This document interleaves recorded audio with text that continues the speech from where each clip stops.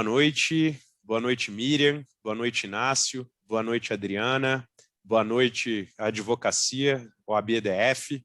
Essa é uma oportunidade e uma satisfação muito grande para a nossa seccional de iniciar um diálogo formal, institucional e educativo também da relação entre a advocacia do Distrito Federal e a Autoridade Nacional de Proteção de Dados. A Miriam é uma diretora do conselho da ANPD, temos hoje o privilégio de tê-la conosco para esse início de relação. Quero parabenizar a Miriam e todo o conselho diretor da ANPD pelas iniciativas e pelo início do seu funcionamento. Pelo lado da OAB-DF também temos muitas iniciativas que são voltadas para o lado interno, da nossa própria adequação, para o lado complementar, que envolve a capacitação, a divulgação do tema entre os advogados e advogadas de Brasília, do DF, que tem muito interesse na pauta também. E para isso a gente conta com a presença do Inácio, presidente da Comissão de Compliance, a Adriana, presidente da Comissão de Privacidade, e no meu caso sou o encarregado da OAB-DF. O nosso presidente Délio me atribuiu com essa responsabilidade bastante grande, e esse é um pouquinho um papel com que eu vou atuar como um facilitador e um moderador aqui hoje. Mas o show realmente será coordenado pela Miriam, pela Adriana Winkler e pelo Inácio Alencastro.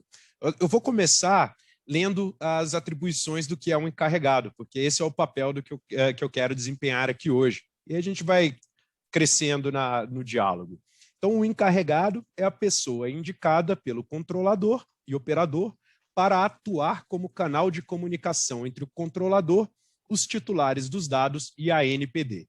Então, hoje, isso que nós fazemos eu entendo, espero que não esteja totalmente equivocado, é a materialização do que a LGPD diz que um encarregado deve fazer. Então, mas isso é só umas boas-vindas. Eu agradeço a participação de tantos advogados e advogadas que têm interesse nessa matéria. Inácio, Adriana, vocês puderem também se apresentar antes da gente passar a palavra para a diretora Miriam. Vou deixar a doutora Adriana falar primeiro, que a nossa gestão é paritária e sempre as mulheres falam em primeiro lugar. Depois eu falo, Adri. Muito agradecida, Inácio, querido.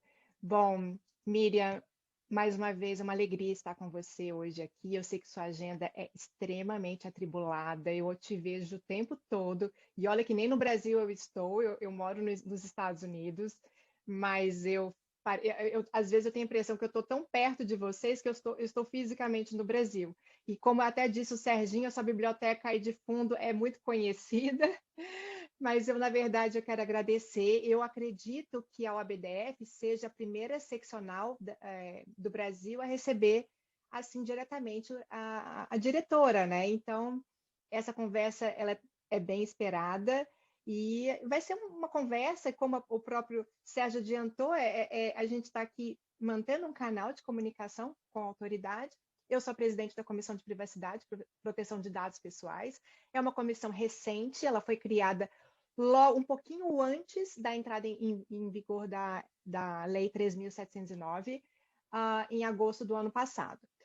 Somos, então, a comissão mais nova da casa, e temos uma grande quantidade de membros. Então, todos os meses temos recebido pedidos, né, de entrada de novos membros, e isso eu vejo até com uma grande alegria, o que significa que uma legislação que propõe uma mudança cultural tão grande, né? A gente está passando por uma transformação tão grande, e já vários advogados, inclusive outros membros consultores de outras profissões, eles têm interesse, né, nessa matéria. Então, isso eu já atribuo ao grande sucesso do tema privacidade e proteção de dados, que a gente sabe que não é recente, mas é recente para o Brasil, né? Então, é muito gratificante, então, exercer para o OAB-DF esse papel, né, essa função de coordenar essa comissão. Então, eu quero te dar as boas-vindas e desejar que o nosso bate-papo aqui seja muito enriquecedor. Inácio, querido, agora você. Obrigada. Obrigado, Adriana. Doutora Miriam, realmente é uma honra para o ABDF ter essa oportunidade de tê-la aqui conosco para tirar as dúvidas, que não são poucas, são muitas. O assunto não é novo, mas no Brasil é novo, e, além de tudo, é um assunto multidisciplinar, né? Tecnológico, jurídico ou jurídico-tecnológico, que nós nunca vamos saber. Então, agradeço muito, né? Em nome da ABDF, nosso presidente Délio, a sua audiência aqui pela comissão que eu tenho a honra de presidir, que é a Comissão de Compliance. Temos uma audiência aqui de vários colegas advogados, de membros consultores também, que não, a nossa comissão não é só feita de advogados. Agradeço o Serginho, que, além de ser um grande amigo, é um excelente condutor de projetos, e a implementação da Lei Geral de Proteção de Dados na nossa ABDF se deve a ele, que vai ser o nosso encarregado. E com isso eu volto a palavra para você, Serginho, e vamos esperar contribuir e vamos em frente. Muito obrigado. Obrigado, Inácio. Obrigado, Adriana. Miriam, contigo. Eu acho que uma forma da gente abrir essa mesa realmente é ouvir um pouco sobre você, um pouco sobre a ANPD. Tem gente, é um tema que está muito quente, mas acho que ainda vale dar uma orientação de onde veio isso e como anda a agenda. A gente hoje quer tratar um pouco de advocacia e a agenda da ANPD. Miriam, eu conheço um pouco também da sua trajetória, mas seria ótimo ouvir também o que é, porque você é advogada. Então, acho que vale também essa ponte da sua carreira para os nossos colegas. Obrigado. Tá, joia, Sérgio. Muito obrigada. Queria agradecer ao doutor Inácio, à doutora Adriana e também a você por organizar essa conversa. Para mim é um grande prazer participar desse diálogo com a OBDF. Espero que seja o início de uma conversa mais estruturada, né?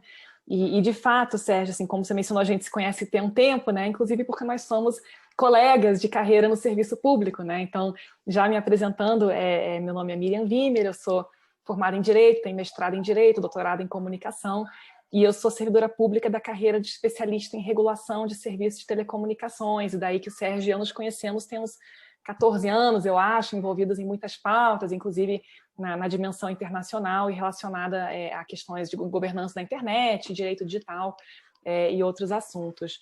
E, enfim, minha carreira toda foi no Poder Executivo, eu trabalhei em escritório de advocacia durante um curto tempo, eu tenho uma carteirinha da OAB-RJ, que está guardada há muitos anos, né? Mas eu estou já há 14 anos no serviço público, trabalhei na Anatel, no Ministério das Comunicações, no Ministério de Ciência e Tecnologia, e agora, mais recentemente, fui convidada a integrar o Conselho Diretor da Autoridade Nacional de Proteção de Dados, e de fato, para mim, é uma grande satisfação, porque é um tema que eu já venho acompanhando desde o início das discussões do anteprojeto de lei, na época em que a Secretaria Nacional do Consumidor propôs esse debate, ainda no início dessa última década, né, 2010, 2011, foi quando eu comecei a acompanhar essa pauta. E, enfim, eu também sou professora do IDP, inclusive esse é mais um ponto de contato entre a minha trajetória e a do Sérgio, porque eu acabei assumindo uma disciplina que ele teve que largar 1 ou 2 anos atrás, de Direito, Tecnologia e Inovação. Então, realmente, essa pauta da relação entre Direito e Tecnologia é uma pauta que eu considero super importante, que eu acho que está também muito associada à missão da ANPD.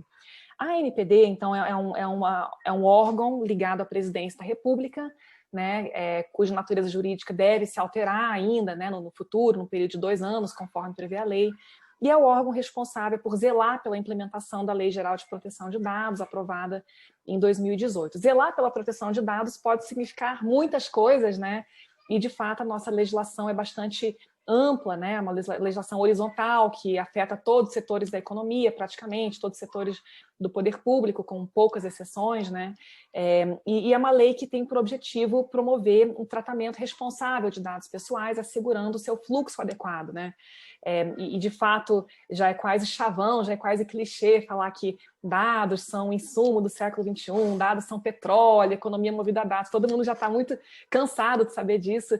mas, de fato, a importância de uma disciplina quanto às hipóteses lícitas e legítimas de tratamento de dados pessoais no século XXI é talvez uma peça essencial desse nosso quebra-cabeças normativo da sociedade da informação. Então, a NPD é um órgão colegiado, né, tem uma diretoria colegiada de 5 diretores, nós fomos criados apenas em novembro do ano passado, então estamos prestes a completar 6 meses de existência, e nesse curto período de vida a gente conseguiu estruturar um planejamento estratégico, uma agenda regulatória, de modo a dar um pouquinho de previsibilidade sobre os temas que a gente vai abordar aí nesse primeiro biênio de existência, né? Então, é um órgão que tem realmente um papel multifacetado de normatização, fiscalização, sancionamento, um papel educacional, e principalmente um papel de engajamento construtivo com entidades, sejam públicas, sejam privadas, com vista a promover essa mudança cultural a qual a doutora Adriana se referiu inicialmente. Então, a título de introdução, acho que está ok, né, Sérgio? E a gente pode ir aprofundando à medida que as perguntas forem surgindo. Inclusive, para os colegas que estiverem nos acompanhando, de modo formal, a portaria número 11, de 27 de janeiro de 2021, dá essa agenda regulatória do biênio 2021-22. Isso é um guia e uma referência para a gente também. Adriana, olha, pessoal, eu estou aqui, mas a parte formal já foi feita, viu? Então, todos já falaram, podem, por favor, puxar a palavra. Adriana. Bom, eu acho que vamos conversar um pouquinho, então, sobre a própria agenda, né? Eu acho que é a primeira, digamos assim, materialização de ações já que a própria autoridade já divulgou, né? Então, e tem sido objeto, tem sido muito debatido, comentado e também gerado muitas expectativas, né? Porque, inclusive, achamos que essa agenda ficou muito pertinente. Ela vai atender, eu percebo que ela é feita por fases, né? E ela vai abarcar os pontos mais, digamos assim, não digo controversos, mas que demandam mais atenção, mais emergenciais de certa forma, né?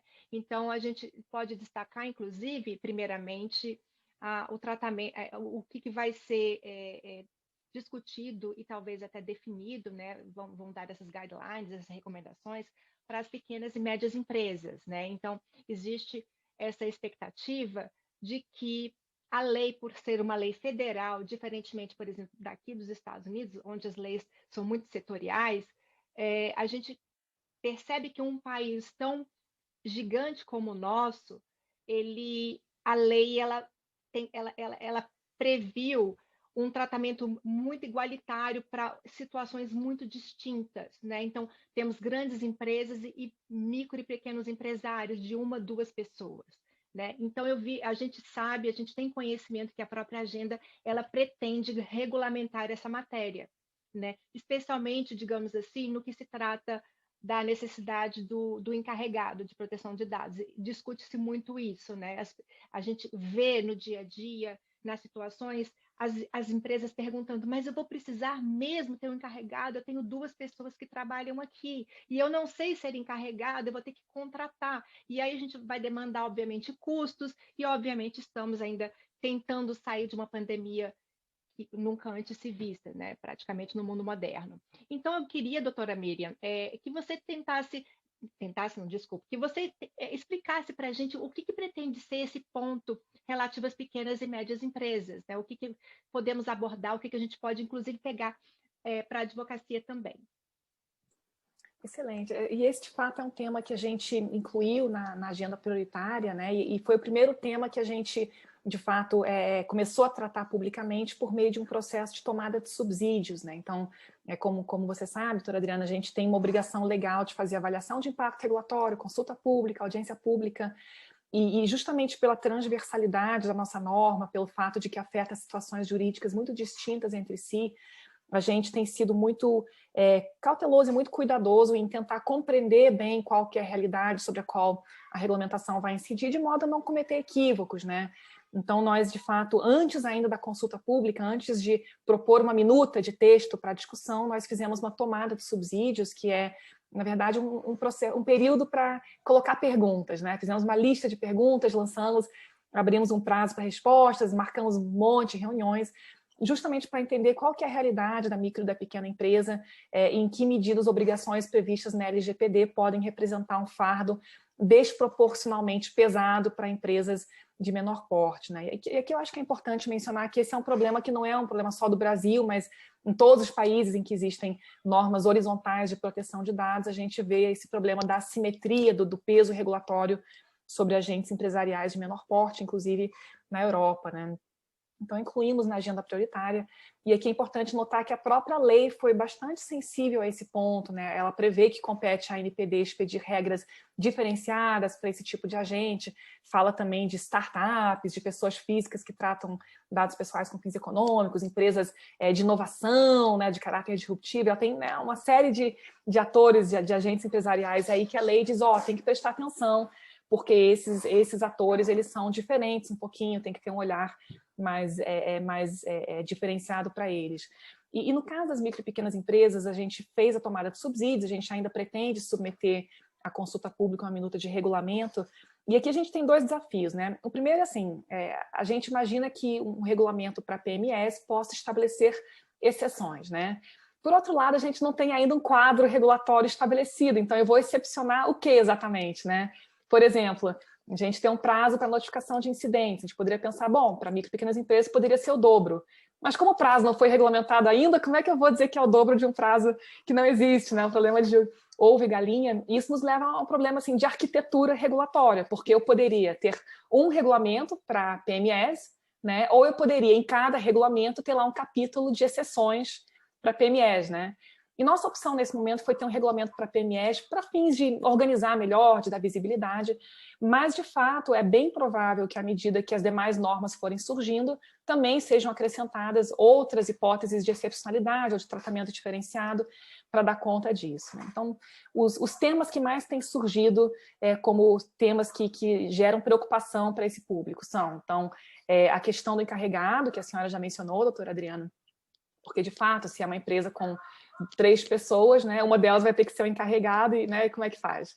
A questão do encarregado, a questão do relatório de impacto à proteção de dados, que é um mecanismo de accountability, mas que talvez para um agente de pequeno porte seja custoso, a questão do registro das operações de tratamento de dados, e aí eu comento, por exemplo, que o barbeiro aqui na minha quadra, ele anota no caderninho o nome e telefone dos clientes, ele agenda, né? Escreve no papel a hora que cada cliente vai. Isso é um registro de operações de tratamento de dados, assim, mais ou menos, mas de fato não se pode esperar de um microempresário individual ou de uma PME, um tipo de registro equivalente ao de uma Big Tech, obviamente, né? E também questões ligadas, por exemplo, a políticas de segurança, a portabilidade, programas de governança, né? Todos esses requisitos ou incentivos que a lei estabelece a conformidade, que talvez para um agente menor porte tenham que ser mitigados de alguma maneira, né? Quanto à questão do encarregado, assim, de fato, uma percepção muito comum eu vou ter que contratar alguém. E não é isso que diz a legislação, né? Então, o Sérgio já leu aqui para a gente as atribuições do encarregado. As atribuições do encarregado da LGPD são muito menos extensas e muito menos rigorosas do que aquelas previstas no regulamento europeu, por exemplo, né? Então, aqui, o encarregado é o ponto de contato entre a autoridade e a empresa titular de dados. O encarregado tem um papel educacional, que é muito importante, mas não há obrigação de contratar um encarregado, é indicar um encarregado, né? E, de fato, me parece que se a nossa legislação fosse equivalente à legislação europeia, em termos de garantias de independência, de acesso aos mais altos níveis de uma organização, etc., a dificuldade de conformidade seria também muito maior, né? Porque a gente está no início dessa curva de aprendizado, de uma mudança de cultura, que a Europa já está percorrendo há 50 anos. Né? Então, eu acho que, de fato, vai levar um tempo até que faça sentido no Brasil ter requisitos tão elevados, né, de exigência quanto ao encarregado, como a gente tem na Europa, mas, sem dúvida, é um caminho que é importante percorrer por conta da importância dessa figura como um agente de promoção dessa mudança cultural dentro de uma organização, né? Então, de maneira um pouquinho extensa, né, eu acho que são esses alguns dos pontos que a gente está olhando. É claro que a regulação assimétrica não se dará apenas em função do porte econômico da entidade, porque a própria lei nos impõe a olhar para outros elementos, por exemplo, o tipo de dado que é tratado, o volume de operações de tratamento, os riscos que esse tratamento pode ensejar. Outro dia um amigo meu disse assim, Miriam, já pensou que talvez a Cambridge Analytica no Brasil fosse uma micro e pequena empresa, juridicamente considerando? Eu disse, talvez fosse. Então, de fato, não é só o volume de faturamento, que é um elemento que deve ser considerado, mas a própria natureza de atividades daquela organização. É mais ou menos isso que a gente está pensando, doutora Adriana. Perfeito. Eu acho, e assim, eu concordo muito no sentido de que quando a gente compara com a Europa, que já está há muitos anos nesse caminho e ainda não não digo que ela não se encontrou, mas ela ainda enfrenta vários desafios né, e várias transformações também. Eu acho que o Brasil, com esse item da agenda, eu vejo que a NPD pretende nivelar, ela quer encontrar uma fundação para depois ela crescer, né? Então, eu acho que essa fundação, essa base, ela precisa ser ainda alinhada, alinhavada, né, com muita cautela, justamente observando não somente, por exemplo, o requisito econômico, do poderio econômico daquela empresa, mas sim também o tipo de atividade, etc. E aí a gente vai encontrar um ponto em comum, digamos assim, e aí depois vai galgar os próximos passos. E é assim que todo grande projeto de transformação se inicia, né? Se inicia pela base. Então, muito obrigada. Eu acho que ficou bem claro para os nossos ouvintes aqui que é um tema que ainda vai ser objeto de muita discussão e a gente realmente está bem ansioso com relação a isso. Legal. Vamos lá, né? Inácio, alguma perguntinha para a nossa convidada hoje? Sim, eu queria pegar esse gancho aí, Adriana, e já agradeço a doutora Miriam, esclarecedor. Esse tema que você colocou da agenda aí é o tema número 3, né, que fala da assimetria da regulação que está por vir das empresas de pequeno, médio e grande porte, as startups, etc. E também eu queria trazer a questão do tema 5, que é a dosimetria das penalidades, né? O tema fala que o artigo 53 da LGPD prevê que a NPD deve definir via regulamento próprio sanções administrativas, ou seja, a dosimetria da pena. Aí, como a gente estava naquele bate-papo preliminar, eu fazendo um cotejo analítico com a lei anticorrupção, que ela é uma soft law, ela não exige que as empresas tenham o programa de integridade, o mecanismo de integridade implementado, mas uma vez acontecendo o problema, a ilicitude, a lei ela é muito gravosa na penalidade.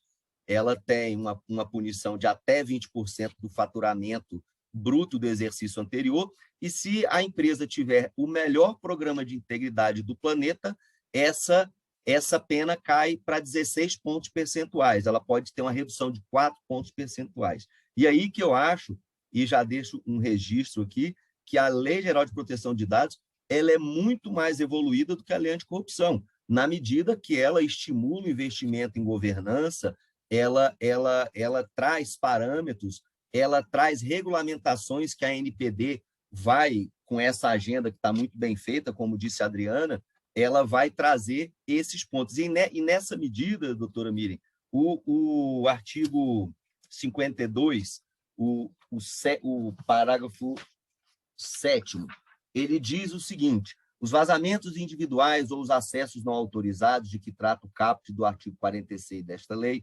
poderão ser objeto de conciliação direta entre o controlador e o titular. E, caso não haja acordo, o controlador estará sujeito à aplicação das penalidades de que trata esse artigo. Então, nesse contexto, a legislação, por isso que eu acho que ela é muito mais evoluída, ela traz uma possibilidade de um acordo direto com o titular do dado. Então, isso é muito interessante. Aí, já trazendo para a agenda, doutora Miriam, lá no artigo 3º, que vai ter uma regulamentação diferenciada para as pequenas e médias empresas, e o item 5 da pauta da agenda, que traz uma dosimetria da pena, eu queria que a senhora comentasse genericamente, sem antecipar nada que o colegiado vai decidir no futuro, por óbvio, mas que comentasse como que isso vai se dar, porque isso é uma preocupação muito grande para os profissionais da área, né? Os advogados e demais profissionais, que é um assunto multidisciplinar. Então, essa é um primeiro questionamento, bate-papo, assim. Obrigado. Excelente, doutor Inácio. Você quer falar, Serginho? Você abriu o microfone? Não, eu só ia dizer que a resposta é 7. Muito obrigada pela sua contribuição, Sérgio. A resposta, assim, brincando um pouquinho, esse é um dispositivo que o senhor citou, doutor Inácio, que para mim, assim, suscita algumas dúvidas interpretativas, mas eu acho que, sem dúvida, ele está dentro de um espírito moderno da LGPD, conforme o senhor mencionou, que incorpora, eu acho, em muita parte, o aprendizado que a gente teve ao longo das últimas décadas com as agências reguladoras. Eu digo isso por ter trabalhado numa agência reguladora durante alguns anos, né? E eu acho que quando se iniciou esse modelo regulatório no Brasil, na década de 90, a gente partiu de uma premissa muito baseada no comando e controle, que é assim, eu estabeleço a regra, quem descumprir a regra eu multo, né? Que foi uma premissa que talvez não tenha sido tão bem sucedido quanto se esperava, né? Porque muitas vezes verificou-se um volume altíssimo de aplicação de multas, mas um volume muito menos relevante de correção das condutas, né? E com base nisso, tanto a teoria regulatória como também a própria prática das agências reguladoras tem evoluído em direção a uma postura muito mais responsiva, entendendo-se que a atividade regulatória deve levar em consideração, primeiro, um escalonamento de ameaças, digamos assim, né? Mas partindo inicialmente uma postura de diálogo, de abertura para a autorregulação, e também considerar as motivações e os incentivos dos agentes empresariais. E me parece que essa é uma postura que a LGPD incorpora em grande medida, não apenas quando ela fala na possibilidade de conciliação, mas quando ela fala, por exemplo, na possibilidade de elaboração de códigos de conduta formulados individualmente por meio de associações que poderão, enfim, estabelecer programas de governança que podem ser, inclusive, reconhecidos e divulgados pela autoridade nacional. E também, mesmo no caso das sanções, a própria LGPD impõe esse escalonamento, porque ela estabelece que as sanções mais graves, como, por exemplo, proibição do exercício de atividade de tratamento, somente podem ser impostos após a aplicação de outras sanções que são menos graves, né? Então, ao longo de toda a lei, a gente percebe a preocupação com a incorporação de um princípio que é muito debatido em proteção de dados pessoais, que é o princípio de accountability, que no Brasil virou responsabilização e prestação de contas, né? Que é a ideia de que cabe ao próprio agente de tratamento, ao ente regulado, estabelecer os mecanismos técnicos e administrativos capazes de assegurar que o dado seja tratado de maneira adequada e demonstrar a efetividade desses mecanismos. Então, a lei, justamente pela sua transversalidade, e, assim, objetivamente, não existe corpo técnico público capaz de dar conta de regular 230 milhões de brasileiros e 40 milhões de empresas, né, em todos os setores da economia, além de estados, municípios e governo federal,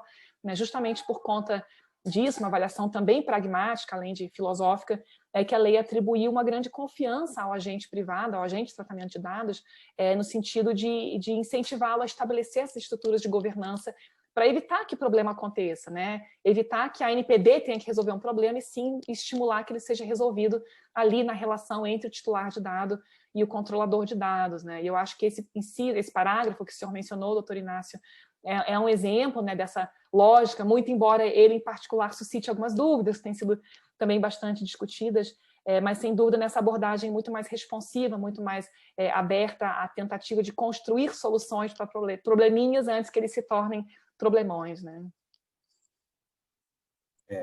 Sim, eu acho que isso é uma evolução muito grande, doutora Miriam, porque, na verdade, as empresas elas vão poder tomar uma decisão muito simples.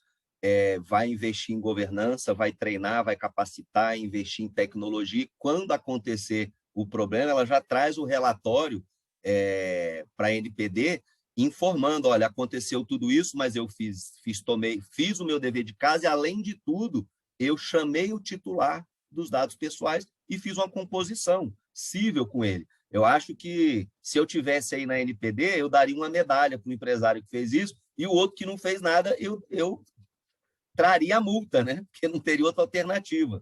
Não é isso, Serginho? É isso que você vai fazer na OAB lá como encarregado? Eu estou dia após dia descobrindo qual é a nossa atribuição. Hoje eu estou feliz que eu li a lei e me parece que eu estou fazendo o que está dizendo ali, mas vamos construir esse caminho. Agora, é interessante, Miriam, que você fez ali na sua abertura abriu já um monte de pontas e temas que foram trazidos a partir da pergunta da Adriana sobre modulação de pequenas, médias empresas. Você já abriu vários pontos aí que a gente já tem enfrentado, inclusive pelo lado da advocacia.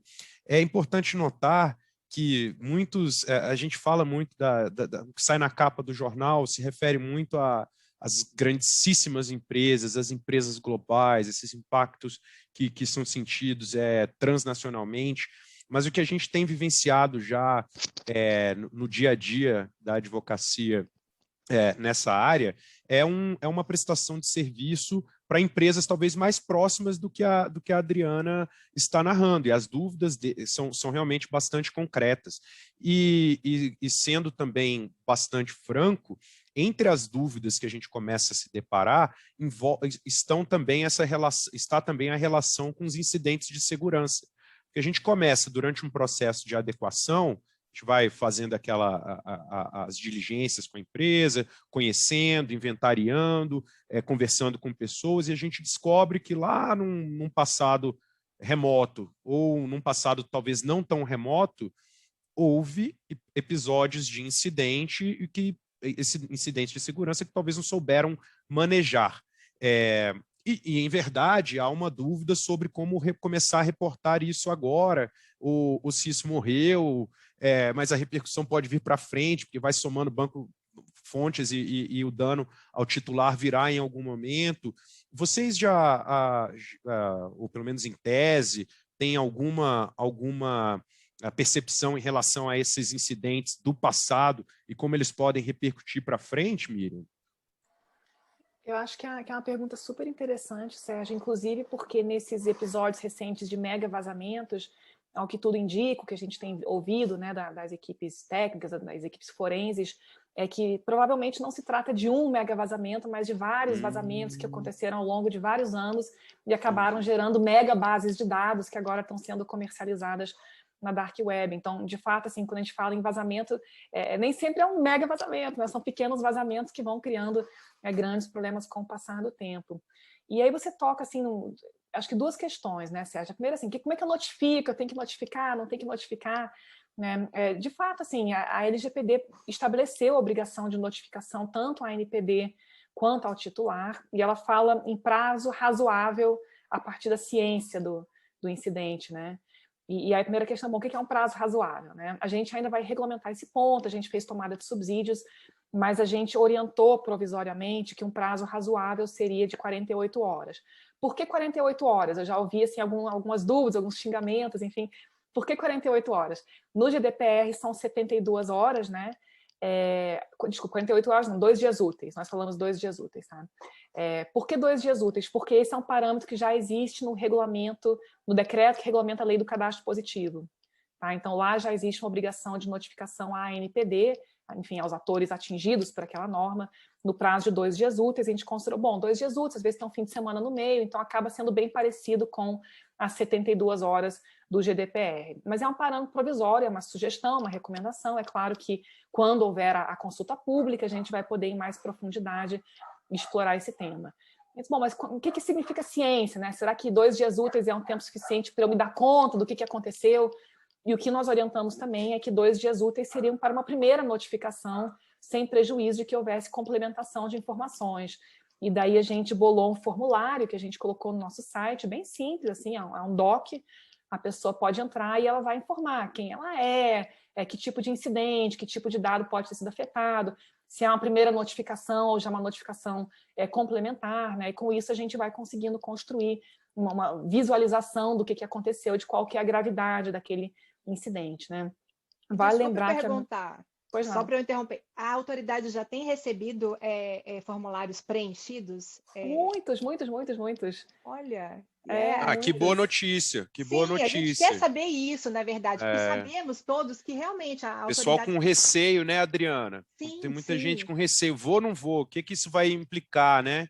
A mensagem parece ser de que vai ser positiva, eu fui diligente, eu fui accountable, mas, desculpa, Adriana, te interromper, mas é porque me animei. Não, mas é isso. Assim, eu interrompi a doutora Miriam, porque é uma coisa que todo mundo pergunta, mas será que as pessoas estão preenchendo esses formulários e enviando para a autoridade? Será que elas vão peitar a autoridade, digamos assim? Porque é tudo muito novo, né?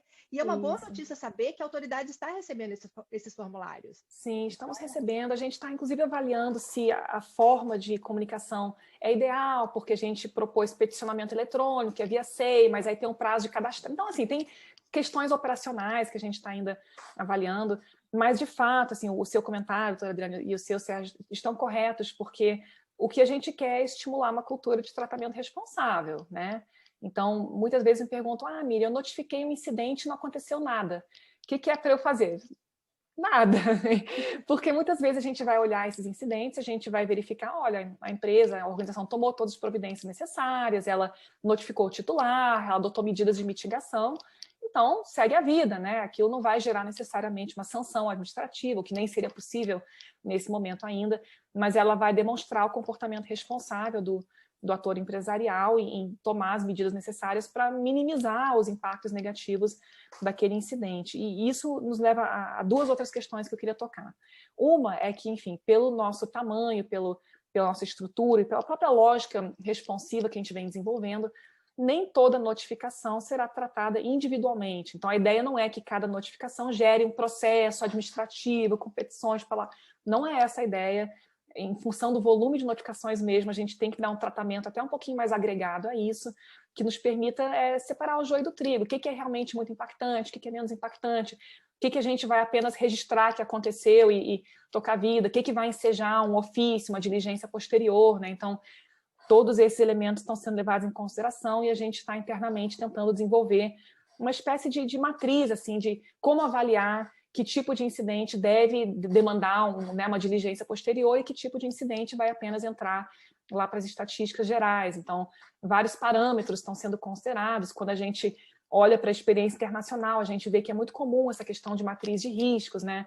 E no nosso site mesmo, a gente já indicou alguns elementos que podem ser considerados pelo controlador quando ele vai decidir se é um incidente que gera risco elevado a ponto de justificar uma notificação. Então, por exemplo, que tipo de dado foi vazado? Né? São dados sensíveis, são dados de indivíduos em situação de vulnerabilidade, dados de criança e adolescente, porque aí parece que o risco é maior, né? São dados que podem ensejar danos materiais ou morais, como discriminação, violação do direito à imagem, fraudes financeiras, roubo de identidade, né? Quantos dados foram vazados? Qual que é o volume, né? Foi de um usuário ou foram de 100 mil usuários, né? Então, tudo isso eu acho que são elementos que são relevantes para serem considerados pelo controlador quando ele vai tomar essa decisão de notificar ou não notificar. E aí, interessante o ponto que o Sérgio levantou sobre a dúvida, né? É melhor notificar, é melhor ficar na minha, né? Na Europa, o problema que a gente ouve dizer que tem é de excesso de notificações. Então, os agentes de tratamento, enfim, um medo de ser sancionado, caso não notifiquem, acabam notificando qualquer bobagem, né? Qualquer e-mail ou qualquer banco de dados criptografado que foi vazado, que aparece que não gera muito risco, né? E acabam sobrecarregando as autoridades.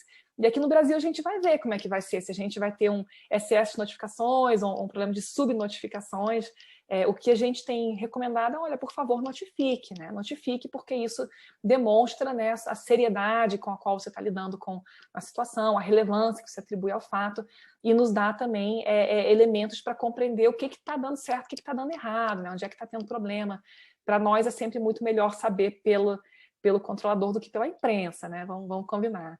E aí o último ponto que eu queria mencionar, e desculpa se eu estou me estendendo um pouquinho, mas é que vários tópicos acabaram sendo suscitados, sobre a questão das sanções, né? Então, isso aconteceu lá em 1900 e bolinha, será que eu vou levar uma multa, né?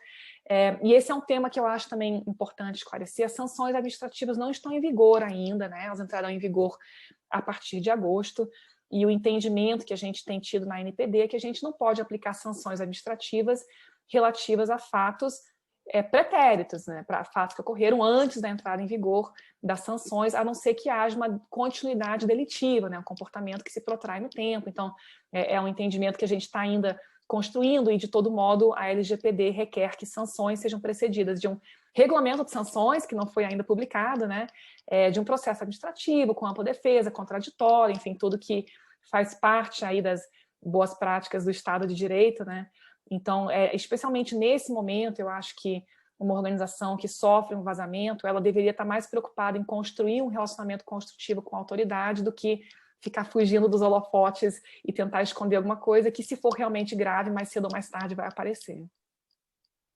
Muito legal. Inclusive, só para também complementar, eu tenho visto o próprio presidente da NPD, o Dr. Valdemar, ele tem, inclusive, enfatizado muito o caráter educativo da própria lei, né? Que, assim, eu acho que a questão, quando entrarem as sanções, quando começarem a acontecer, eu penso que nem tudo, inicialmente, pelo menos, vai ser objeto de sanção de cara. Eu acho que assim, é muito temerário uma cultura que você já quer punir antes de educar, né? Eu tenho uma visão mais dessa forma. Não estou em nenhum momento sendo contra a sanção, não é isso. Eu só acho que a partir do momento que as empresas têm procurado autoridades, têm notificado, e ela está construída ali um relacionamento com a autoridade também. A gente vê até a própria boa-fé, né, nessa comunicação. E aí eu entendo também que a ANPD está fazendo um mapa de risco dos riscos das empresas, porque a partir do momento que você colhe todos esses formulários, vocês também têm uma visão do panorama, né? O que está realmente acontecendo. Então, só um minutinho que caiu aqui, eu não sei se é o microfone. Então, eu vejo que a ANPD está fazendo uma construção desse mapa de risco, do próprio risco, né? Do que está acontecendo. E eu vejo também, como eu havia dito, que é uma possibilidade mesmo de iniciar esse processo de aprendizado mesmo, junto com a própria autoridade. Então, isso é muito bom. Eu não sei se o Sérgio quer emendar o assunto, mas eu estou aqui me coçando para emendar um assunto que é pertinente com essa nossa conversa, porque a gente está falando de direitos e lógico, a gente sabe que a própria LGPD ela trouxe esse conceito, né? Ela colocou em prática ali a própria autodeterminação informativa dos titulares, né? A gente agora pode determinar o que eu vou fazer com os meus dados, a gente quer os nossos direitos. Resumindo, quando a gente fala que quer os nossos direitos, muitas vezes a gente pensa em advogados, em advocacia. A gente, quando vai buscar um direito, normalmente a gente procura um advogado. E aí, vou tentar colocar uma situação na prática. Digamos que eu faço uma requisição para alguma empresa, uma requisição de direitos do titular. Olha aqui, empresa, tudo bem? Eu queria saber se no período de 2019 a 2021, você tem algum dado meu, de preferência no modo eletrônico e tal, eu mando aquela solicitação para aquela empresa. Aí depois dos procedimentos de praxe, da empresa confirmar que sou eu, ela vai proceder ali, vai atender o meu direito, porque eu estou ali efetivamente exercendo o meu direito de titular. Por outro lado, a gente tem a empresa, que ela tem um prazo que a própria lei estimou, esse prazo de 15 dias, né? Para ela devolver, olha aqui, titular, aqui está a resposta do seu direito. A empresa vai e envia para ele a resposta.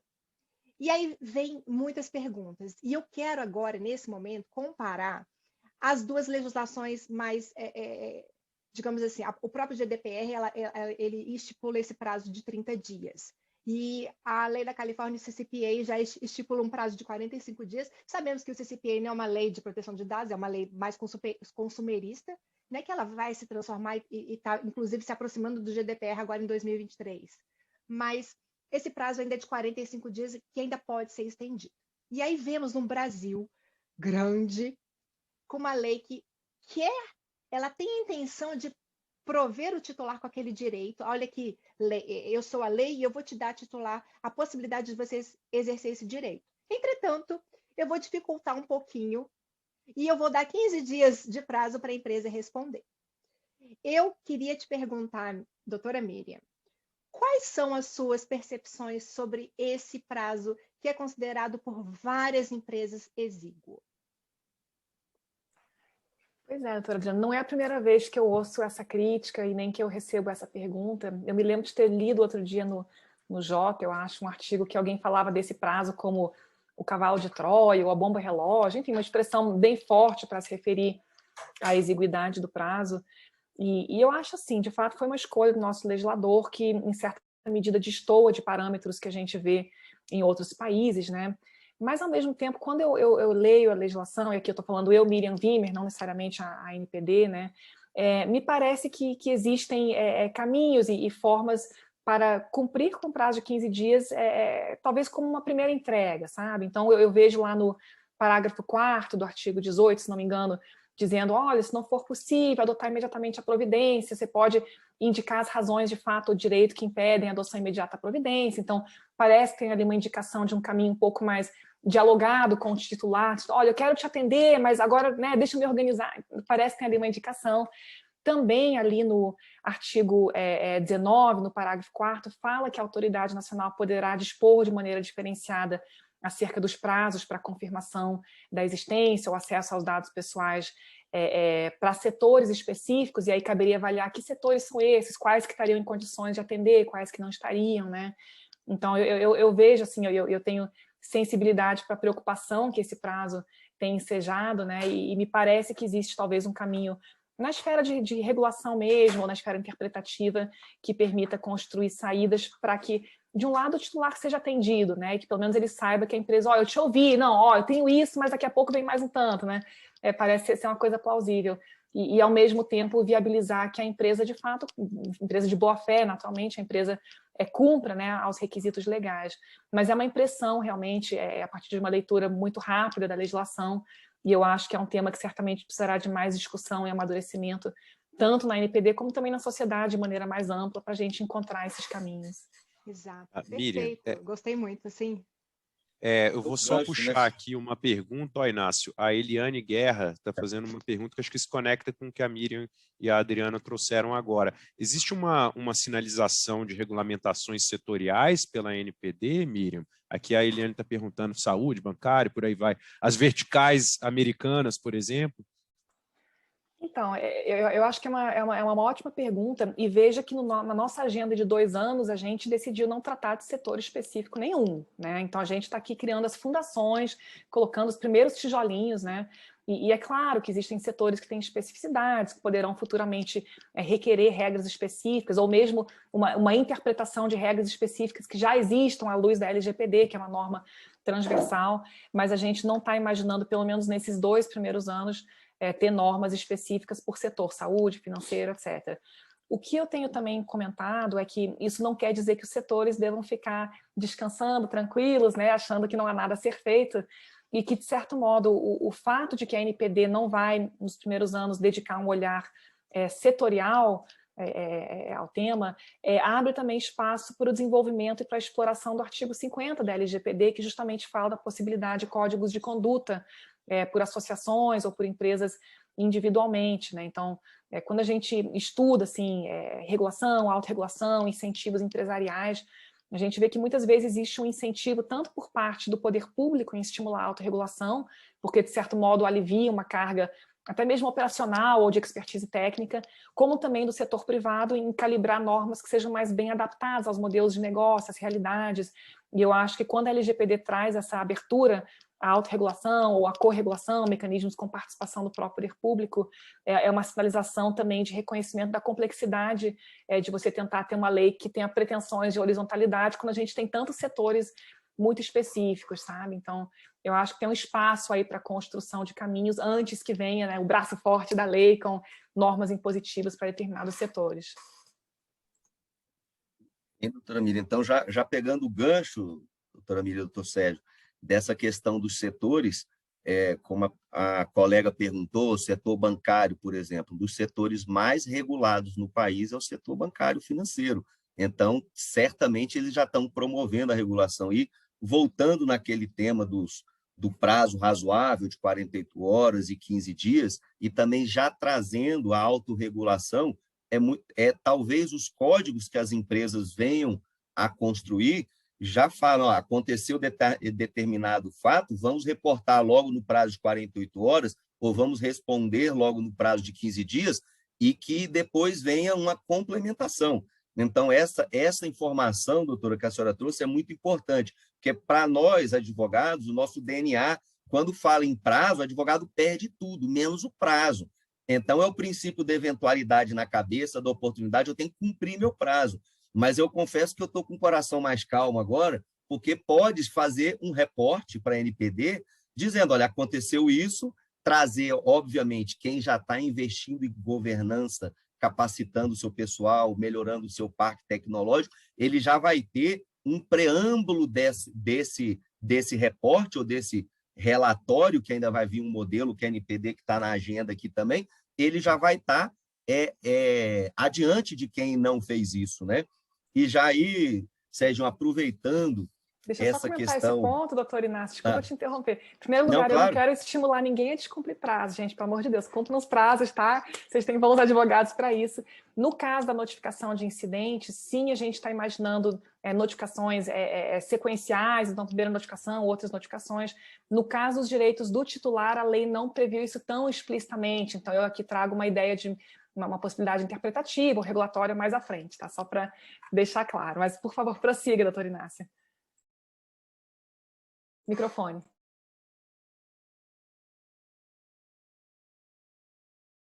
Inácio, seu microfone está fechado. Pois é, eu fui ligar e desliguei. Como a NPD ela vai sofrer uma mutação na sua estrutura no prazo de 2 anos, etc., é certo que não vai poder se apurar todos os incidentes, até porque acredito eu que a NPD ela não vai ter braço para tudo isso. E aí, já trazendo aqui o inciso 6º do 55J, que ele fala que a NPD tem uma competência, são muitas e muitas, e fala promover na população conhecimento das normas e das políticas públicas sobre proteção de dados e medidas de segurança. Como que a NPD imagina fazer isso? Porque, como eu disse anteriormente, eu acho que é uma legislação muito inteligente, que visa muito mais capacitar e treinar e prevenir do que punir. Então, eu queria ouvir, doutora Miriam, mais ou menos qual é o plano, como que vai ser feito isso, né, de capacitação de toda a população.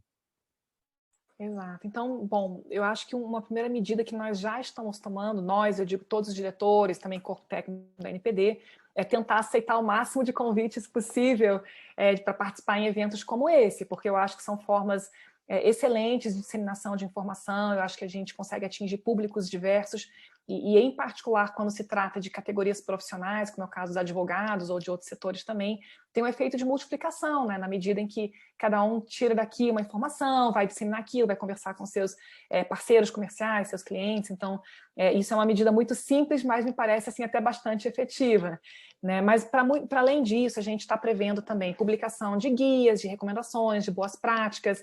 A gente está prevendo eventos de capacitação mesmo, então nós temos, por exemplo, um acordo de cooperação técnica com a Senacom, a Secretaria Nacional do Consumidor, que prevê, por exemplo, workshops conjuntos, né? Eles têm lá a Escola Nacional de Defesa do Consumidor, que oferece cursos para PROCONs, por exemplo.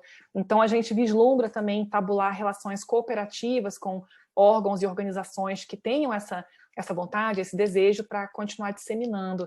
E também um outro elemento com relação à segurança, por exemplo, é que nós já estamos trabalhando uma parceria com o CERT.br, que é uma organização vinculada ao Comitê Gestor da Internet, que cuida de incidentes de segurança, para produzir cartilhas, né? Então, para os titulares, conheça seus direitos, esteja atento, o que você pode fazer, né? Cuide da segurança na internet. Então, são mecanismos que, de certo modo, são enfim, pequenos passos, né? De grão em grão, mas que eu acho que no conjunto e com um pouquinho de tempo acabam tendo um efeito de disseminação que é muito positivo. A gente está no início ainda, né?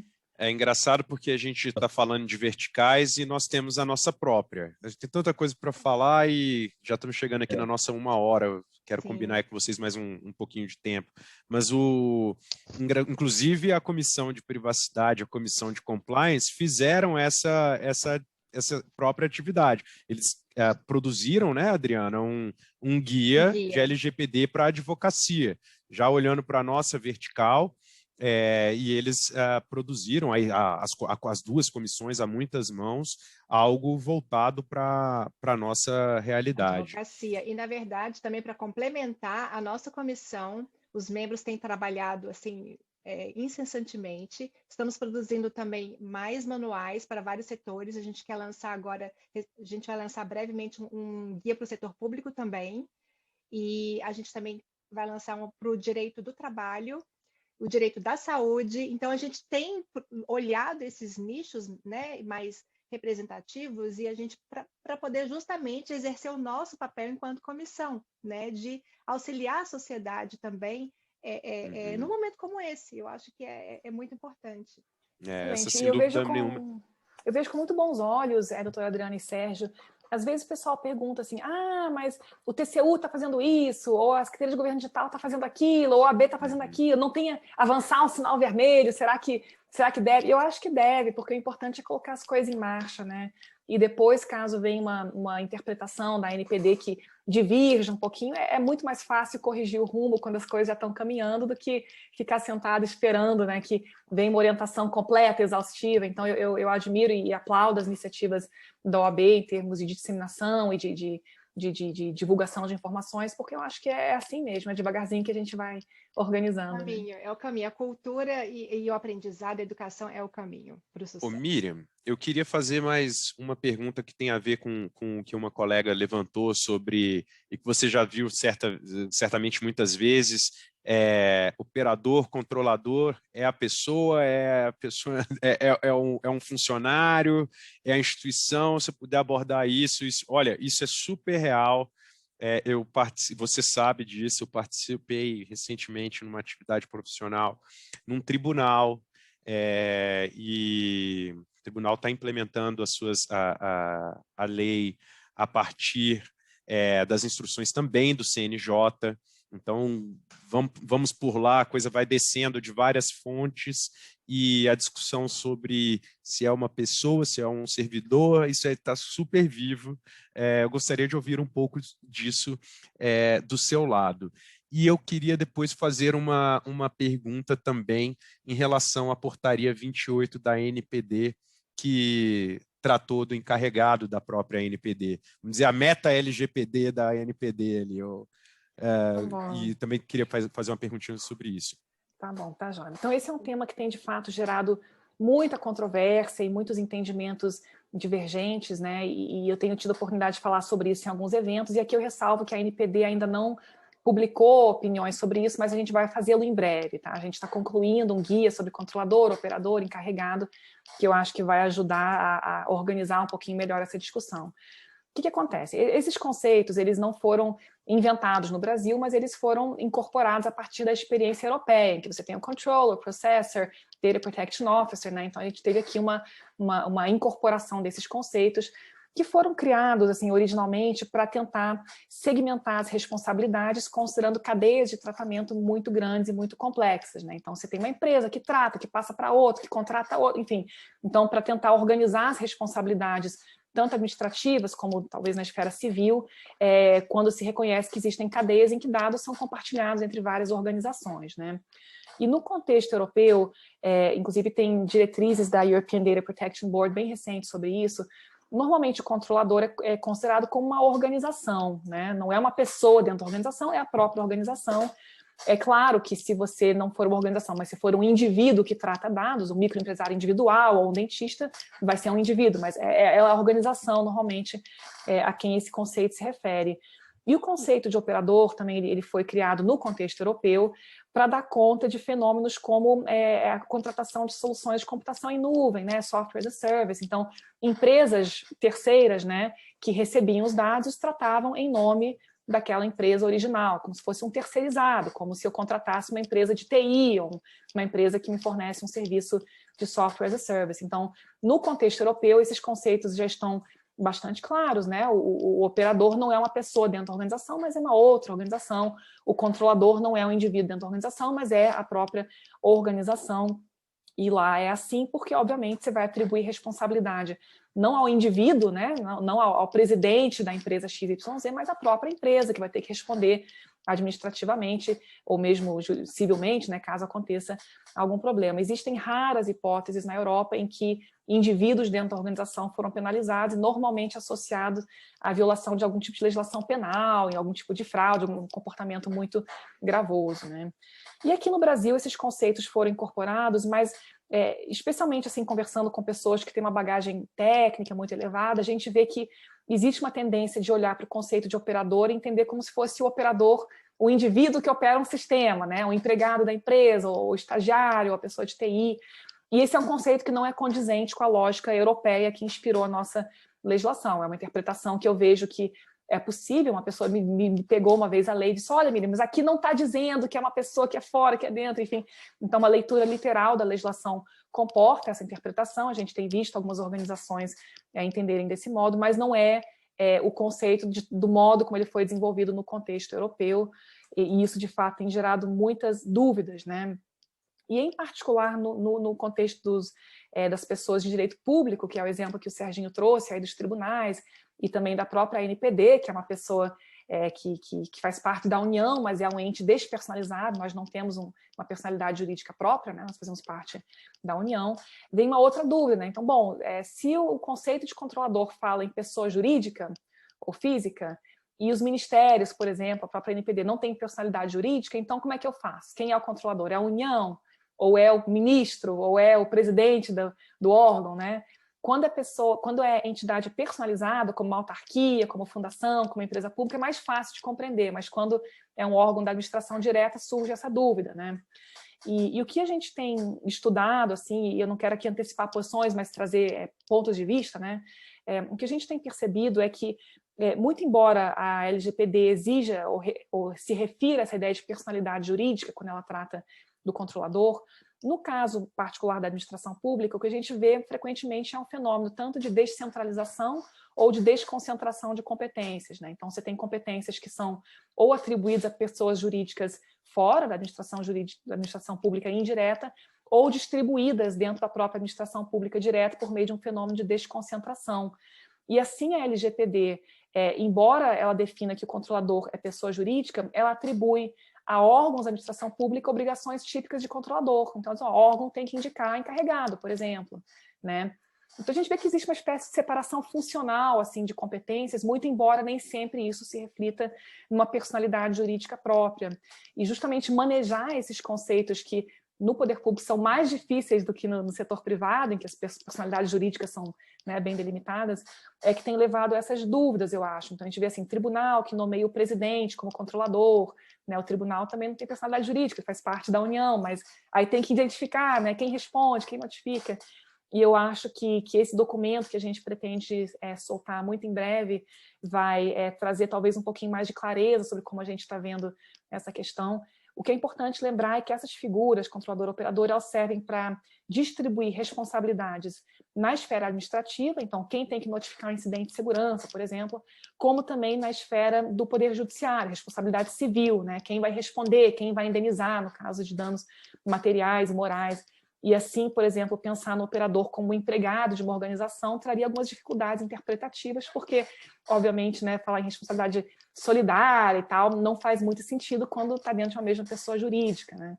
Mas, de fato, são dúvidas que têm sido muito recorrentes e eu espero que a gente consiga, se Deus quiser, muito em breve, publicar esse documento e colocar ele para discussão e ver se a gente ajuda aí a amadurecer e organizar esse debate. Doutora Miriam, pegar esse gancho do encarregado nos órgãos públicos, né? O parágrafo 3º do 52, ele diz exatamente as penalidades que os órgãos públicos vão trazer e ele isenta a multa e o encerramento da atividade por motivo óbvio, né? Que o ente público não pode ser encerrada a sua atividade por conta disso. E aí aqui Brasília é terra de servidor público, né? Então LGPD e muita gente despreocupada com a legislação. Mas só que nesse mesmo parágrafo 3º, ele traz a responsabilidade da Lei 8.112, que o servidor responderia em tese um PAD, da Lei de Probidade, lei de acesso à informação alheia, ou seja, o servidor público ele não está dando muita bola para isso, na medida que ele acha que não vai chegar nele. Então, já naquela linha da pergunta da capacitação, o que a NPD está pensando para capacitar o servidor? E eu digo isso com a preocupação, porque aqui em Brasília tenho vários colegas que não querem mais aceitar nenhum cargo de responsabilidade no serviço público pela enxurrada de ações de improbidade, de PAD, Ministério Público. Então, assim, tem alguma coisa tem alguma linha de treinamento específico para os servidores públicos, que eu acho que não estão preocupados no momento, mas depois pode vir uma enxurrada de responsabilização, né? Eu estou vendo muita gente preocupada, na verdade, Inácio, assim, não sei se é porque eu estou dentro de uma bolha de pessoas que só pensam nisso, mas eu vejo dentro dos órgãos públicos uma preocupação, sim, com a LGPD, e, de fato, assim, a gente não pode aplicar multa em órgão público porque nem faria muito sentido, né? Tudo orçamento geral da União, então é tirar de um bolso e botar no outro, não faz muito sentido, mas a gente pode aplicar outras penalidades, né, inclusive determinar a cessação daquela atividade de tratamento, aplicar advertência, né, publicizar, tem várias sanções que podem ser aplicadas, mas mais do que isso, como o senhor mencionou corretamente, existe a possibilidade de responsabilização do servidor público que tiver agido em desacordo com a legislação, né, seja o Estatuto do Servidor Público, sejam outras normas, né, que se aplicam, como a própria Lei de Acesso à Informação, por exemplo, que também tem uma série de exigências quanto ao tratamento de informações pessoais, né. E nesse sentido eu tenho visto, assim, de uma maneira muito construtiva, o diálogo que a gente tem desenvolvido com o Tribunal de Contas da União, por exemplo. Porque o Tribunal de Contas da União ele vai sim apurar o comportamento individual do servidor. Nós NPD, não vamos olhar o servidor, vamos olhar o órgão. Mas o TCU vai olhar o servidor e vai naturalmente poder tomar medidas caso ele constate que alguém tenha agido de maneira negligente, né, ou realmente dolosa, né, para violar a legislação. Mas eu acho que realmente para o caso do setor público, a lógica tem que ser muito mais de diálogo e de construção do que uma lógica de aplicação de sanções, porque, de fato, assim, processos de sancionamento disciplinar são processos prolongados, que às vezes vão atingir um servidor, mas não vão mudar a cultura daquele órgão, e a gente tem também estabelecido uma relação muito positiva com a Secretaria de Governo Digital do Ministério da Economia, a SGD. A SGD, ainda antes da entrada em vigor da LGPD, já vinha trabalhando com a publicação de guias, de boas práticas, enfim, documentos para ajudar organizações a mapear dados, a fazer relatórios de impacto, agindo de maneira proativa, realmente, porque eles têm esse papel de um pouco de transbordamento, né, de gerar um efeito, está me fugindo a palavra, um efeito realmente de pulverização, de ampliação de entendimentos, e é claro que, enfim, agora a NPD chegou, a NPD vai poder também assumir uma parte dessa responsabilidade, mas o esforço da SGD tem sido excelente, porque eles produziram cursos de capacitação perante a ENAP, que é a Escola Nacional de Administração Pública, cursos online, gratuitos, disponíveis, né? Então, me parece que essa parceria com a SGD também poderá ser muito profícua em termos de ampliar, tornar ainda mais disponível esse material de capacitação e, eventualmente, acertar um ou outro entendimento que talvez não tenha ficado exatamente conforme o nosso, mas eu acho que é um caminho muito promissor. Ah, excelente. Pessoal, eu tenho uma última pergunta que é quase egoística. No final do ano passado, o presidente, o conselho da seccional criaram um grupo de trabalho na OAB-DF para responsável pela implementação da lei na nossa casa. Isso é um ato de um caminhar já longo de adequação. A gente já tem um grupo criado desde 2019, a Adriana criou a comissão com um grupo de privacidade já temático, a gente já tem guia, nós fazemos curso, capacitamos pessoal e estamos nesse crescendo e já temos um encarregado. E Miriam, eu vi teve um aspecto específico na portaria em que nomeou o encarregado da NPD, o Tiago Moraes, um grande especialista na matéria também, e que me parece que atribuiu ao encarregado a função também de coordenar a conformidade com a LGPD. Então, ele é um encarregado, faz as pontes, os elos, mas ele é também o líder de implementação na própria NPD. Queria entender se é isso mesmo. Exato, Sérgio. Então, assim, como a gente falou anteriormente, a LGPD ela impõe requisitos bem suaves para o encarregado. O encarregado ele tem um papel de ser canal de comunicação e de educar, né, de conscientizar, ele tem um papel definido de uma maneira bem superficial pela LGPD.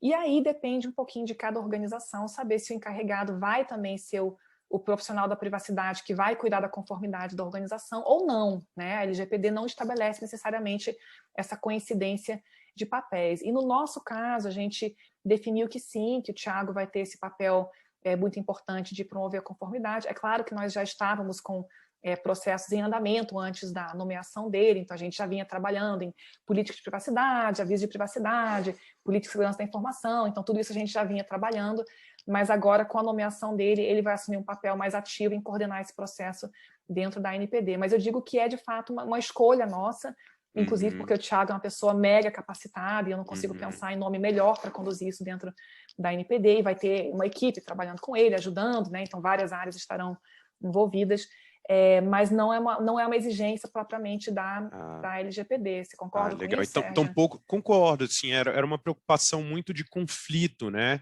Então, assim, eu acho que em outras palestras que eu assisti sua e dessa distinção entre DPO e encarregado, essa atribuição mais singela, acho que foi um termo que eu escutei você falando outro dia, isso trouxe mais conforto de que haveria menor possibilidade de conflito. E é engraçado porque, para mim, a leitura de letra de lei é o 41, tem ali o parágrafo 2º das atividades do encarregado, aceitar a reclamação, orientar funcionário e tal, executar as demais atribuições determinadas pelo controlador. Então, acho que isso traz conforto para essa minha questão, mas vendo isso materializado num caso da NPD, trouxe ainda mais espaço, pelo menos, de certeza. É assim que a gente tem entendido, Sérgio, e de novo, assim, até teve uma discussão, a NPD precisa indicar encarregado, não precisa, porque, né, por conta da questão do controlador. A gente está tentando incorporar o que nos parecem ser as melhores práticas, né? Então, inclusive prevendo que a gente vai se tornar uma autarquia dentro de um determinado período. Para nós é importante termos a casa em ordem e indicar um encarregado, ainda que alguém pudesse dizer, mas talvez não precisasse. A gente acha que precisa, a gente acha que é bom, e o nosso encarregado vai também fazer a conformidade, vai ajudar, quer dizer, vai liderar uma equipe que vai mexer com isso. Agora, esse inciso que você leu, né, das demais atribuições, ele acaba sendo, de um lado, positivo, porque ele permite que o encarregado assuma, de fato, esse papel de conformidade, mas ele também é um inciso que é criticado, porque justamente ele parece que vai um pouquinho na contramão da lógica europeia de dizer que o encarregado não deve receber instruções, né? Então, a gente tem aqui uma moeda que tem duas faces, né? Porque se recebe instruções, então ele não é independente, mas, né? Então, é um arranjo meio brasileiro que a gente encontrou aqui, e eu acho que, como eu disse, assim, o encarregado ele foi recebido na União Europeia, quando o GDPR entrou em vigor, quase como um super-herói, né? Um cara ou uma mulher que vai usar uma capa e que vai promover a transformação cultural e tal, e vai ser independente. E mesmo lá é um processo que requer, né, um aprendizado, e isso que desde 95 tem diretriz sobre isso. Na Europa, alguns países já tinham uma obrigação de encarregado, outros não tinham, né? E no Brasil a gente tem uma lógica um pouco diferente, até porque aqui todo mundo tem que ter encarregado, salvo se a gente disser que não, né? E lá já tem uma definição mais específica sobre organizações que tem que ter, que não tem que ter. Então, realmente, me parece que não dá para fazer um paralelo perfeito entre o encarregado e o DPO, mas me parece que é possível, sim, acumular esses dois papéis, assim como a gente fez na NPD. Pessoal, olha, eu acho que eu tinha combinado, nós havíamos combinado com a Miriam de 1 horinha, 40 minutos, 1 hora, já temos 1 hora e 15, então se vocês quiserem fazer um fechamento, inclusive vou ler aqui, o pessoal perguntou se com a entrada em vigor das sanções, a Miriam enxerga aumento de contencioso em tribunais, se advogados estão preparados para esse novo nicho. Acho que teve mais alguma pergunta em relação a certificações para desempenho de alguma atividade, sim ou não. Isso acho que foi o que eu vi aqui no chat. Eu realmente, se a Adriana e Inácio quiserem fazer um fechamento e últimos comentários. Ok, vamos lá. Primeiro. Bom, eu queria agradecer a presença da doutora Miriam, sempre muito clara e muito sábia também, ponderada. Eu trouxe muita luz, né, nessas questões iniciais que a gente tem. Gostei muito do nosso bate-papo, a nossa comissão está presente, a gente estava bem ansioso para ter essa conversa, e a gente também tem recebido questionamentos de várias partes, não somente do Brasil, mas de Brasília, mas de outros estados, a questão do papel se o advogado pode ser DPO, né? Então, assim, a lei não proíbe, inclusive, ela nem determina qual é a profissão que tem que ser. O encarregado pode ser qualquer profissão, mas tem que ser uma pessoa capacitada para exercer aquela determinada função. Então, eu acho que foi muito bom para a advocacia, né? A gente ter agora essa conversa, e eu espero vê-la em algum outro painel e de uma forma já com outras ações, né, da própria NPD, olha, a gente já fez isso, está aqui o nosso guia controlador, operador, aqui, sociedade, a gente sabe agora, não vai ter mais dúvida, ou então vai ter mais dúvida, a gente não sabe. Mas eu quero realmente dizer que obrigada, Sérgio, por ter organizado esse convite, esse evento, e Inácio também, querido, meu amigo, também obrigada.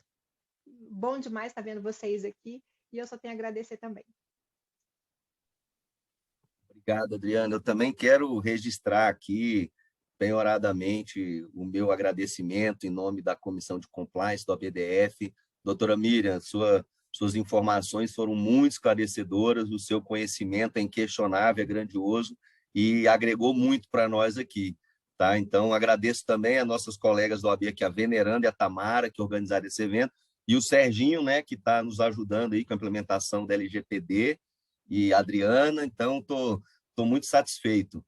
Vou seguir agora para mais uma reunião na OAB, nessa missão de trabalho voluntário, e deixo o meu abraço carinhoso a todos vocês. Obrigado. Bom, queria também agradecer a todos, a doutora Adriana, ao doutor Inácio, ao Sérgio, pelo convite. Para mim foi um prazer. A gente podia ficar aqui conversando um tempão, né? Tem tanto assunto que surge, mas quem sabe a gente promove outra rodada em outro momento. Então, também me coloco à disposição. Meus dados de contato acho que estão no site, se não tiverem, está no LinkedIn, enfim, estou às ordens e espero poder continuar contribuindo e muito obrigada mais uma vez. Pessoal, então, agradeço, realmente foi um excelente evento, abrimos aí uma agenda ou continuamos com a agenda aberta, abrimos um canal, provavelmente. Agradeço muito, Miriam, Adriana, Inácio, Veneranda, Tamara, obrigado, então, também em nome do presidente Délio, por essa oportunidade. Obrigado. Valeu, gente. Obrigado. Peço licença para me retirar do ambiente virtual. Tchau, tchau. Tchau, tchau.